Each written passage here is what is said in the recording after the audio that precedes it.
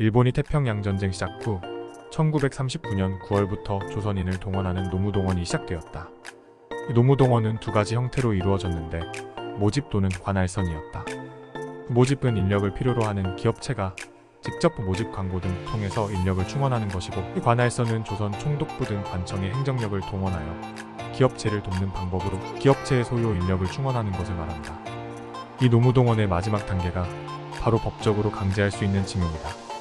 하지만 징용은 1944년 9월부터 불과 몇 개월간 시행되었다. 징용 이전 모집과 관할선 단계에서는 조선인이 노무동원에 응하지 않더라도 일본 정부는 이를 법적으로 처벌하지 못했다.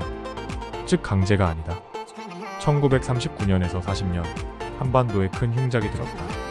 이로 인해서 일본 기업들이 계획한 인원의 몇 배가 넘는 조선인들이 노무동원에 지원했다. 한편 징용은 전쟁 말기 1944년 9월 이후부터 시작되었고, 미공군이 한일해역을 장악하는 1945년 3, 4월경이 되면 사실상 불가능해졌다. 그래서 비교적 짧은 기간 동안에만 실시된 것이고, 일본으로 간 조선인 근로자 72만 4천여 명 중 징용으로 간 사람은 10만 명 내외로 추산된다. 징용을 포함하여 일본으로 간 조선인들은 어떠한 노동과 생활을 했는가? 당시 신문철만 뒤져봐도 쉽게 알 수 있겠지만, 당시 대부분 조선 청년들은 산업과 문화에 앞섰던 일본을 동경했다. 그래서 그 이전은 물론이고 심지어 징용이 실시되고 있을 때도 고액의 비용을 들여 작은 배를 이용하여 목숨 걸고서 일본으로 밀항하려는 조선인들이 많았다. 일부는 성공했지만 일부는 현해탄에서 숨지고 말았다. 탄광이건 공장이건 일제시대 일본에서 일했던 근로자들은 요정, 극장, 영화관 등 각종 문화생활을 즐겼으며 고향의 송금도 정상적으로 할 수 있었다. 유학에 가고 도박에 돈을 탕진했다는 기록도 남아있다. 여기에서 문제의 초점은 지금 우리가 근본적으로 일본 기업들에게 손해배상금을 요구할 권리가 있는가 하는 것이다. 결론을 미리 얘기하자면 전쟁 중 일본으로 간 근로자들이 일본 기업들은 물론 그 누구에게도 금전을 요구할 권리는 더 이상 없다. 그 이유를 다음 세 가지로 제시해 볼 수 있다. 첫째, 1939년 9월부터 1944년 9월까지 노무동원 시기는 물론이고, 그 이후 1945년 4월경까지 실시된 징용 시기의 경우에도 조선인들은 임금 등 재반급여를 정상적으로 수령했다. 둘째, 박정희 정부는 1975년 일제시 노무동원과 징용에 해당되는 한국인이나 그 가족들에게 배상금을 지급했다. 이는 한일협정 당시 일본의 청구권 경제협력 자금으로 제공한 무상 3억 달러와 차관 5억 달러 속에 한국인 근로자에 대한 배상금이 포함되어 있다고 박정희 정부가 인식하고 있었기 때문이다. 한국 측의 이러한 인식은 일본과의 협상 과정에서도 확연히 나타난다는 것이 전문가들의 견해다. 셋째, 노무현 정부 하에서도 총 4,800억 원이 노무동원 또는 징용 대상자에게 위로금으로 지급되었다. 노무현 정부도 배상금을 일본에 청구한다는 발상이 없었다. 그들은 1차로 일본에서 기업으로부터 정상적으로 급여를 받았고, 2차 박정희 정부 하에서 배상금을 받았고, 3차로 노무현 정부 하에서 위로금을 또 받았다. 이런 이유로 한 근로로 3번의 보수를 지급받는다는 말이 나왔고, 실제로 그러한 예가 없지 않았다고 한다. 세 번째로 다뤄볼 주제는 미불금 문제다.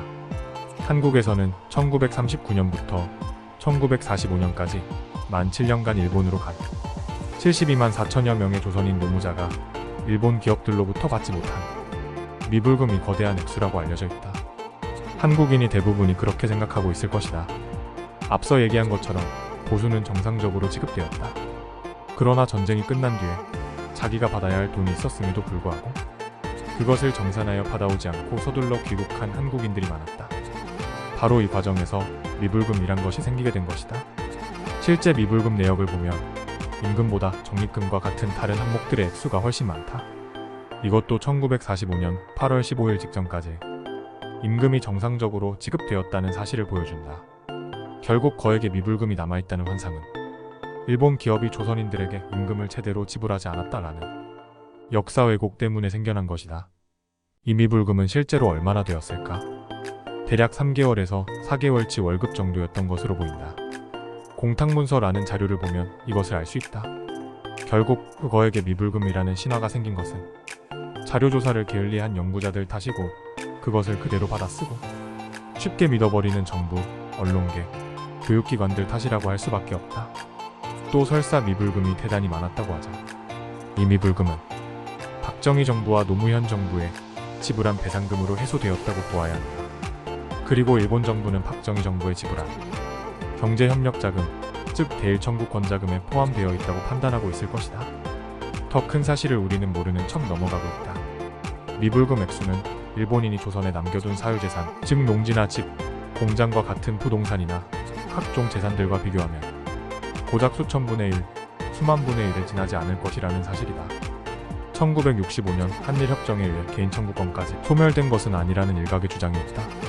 하지만 이것은 일본도 마찬가지다. 한국의 개인 청구권이 남아있다고 주장하면 일본도 그러한 주장을 못할 이유가 없다. 15만 명가량의 한국인들이 이번 대법원 판결을 근거로 일본의 위자료를 청구한다고 치자 이에 대한 맞대응 차원에서 일본인이 한국에 남겨두고 온 재산을 청구한다면 우리가 감당할 수 있을까? 필자는 미불금 청구가 단연코 지극히 한국에 불리한 행동이라고 자신있게 말씀드린다. 일본이 당시 한국에 두고 간 재산은 당시 한국 국부의 상당한 비율로 추정된다. 당시의 52억 달러, 지금의 가치로 계산하면 100조 원에 달한다. 미불금을 돌려받자고 지금 부산이나 경상남도 수준의 국부를 일본에 되돌려줘야 한다면 과연 이런 거래를 해야 하는 것인가? 일본에는 공탁문서가 온전히 보존되어 있을 것이다. 한국에 줘야 할 것도 이렇게 철저하게 기록해 놓은 일본이 한국에 받아야 할 것은 과연 얼마나 철저하게 기록해 놓았을 것인가?